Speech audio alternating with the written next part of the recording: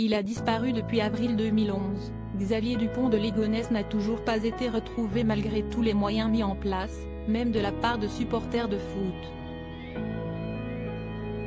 Si le fugitif nantais demeure toujours introuvable, il semblerait qu'il soit lié à une nouvelle affaire. Ce fait divers très connu du monde entier, n'a toujours pas trouvé de réponse, notamment sur le fait de savoir s'il est toujours en vie ou s'il est mort. Depuis 12 ans, les questions s'accumulent et ce dimanche 9 avril, France 2 a tenté de faire un point sur cette affaire.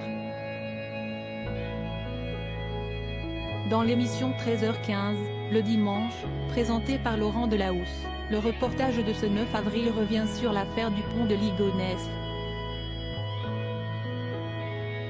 Dans le cadre de la série documentaire Disparu, les journalistes sont revenus sur Xavier Dupont de Ligonnès, cet homme soupçonné d'avoir tué 5 membres de sa famille à Nantes. C'est Michel, le meilleur ami de longue date du fugitif, qui décide de se confier face aux caméras de France 2. Celui-ci livre le portrait de l'homme et évoque les souvenirs qu'il avait avec lui. Alors qu'ils étaient âgés de 28 ans, ils ont souhaité vivre le rêve américain. Pendant un an, les deux amis ont traversé plus de 48 États. Pour survivre, ils revendaient de vieilles voitures. Torse nu ou en short, Xavier Dupont de Ligonnès prend la pose. Au cours de la discussion, Michel livre les photos de ce voyage de toute une vie. On voit les deux amis prenant la pose l'un à côté de l'autre, tout sourire.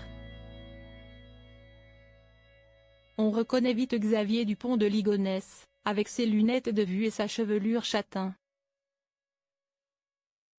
Il n'hésite pas à se faire prendre en photo. Parfois dans les anciennes voitures, parfois simplement devant les différents paysages qu'offre le pays. En short, torse nu et avec des lunettes de soleil, Xavier Dupont de Ligonnès se fond dans le paysage, et son ancien meilleur ami l'avoue, il pouvait passer pour un Américain sans problème. Article écrit en collaboration avec 6 médias.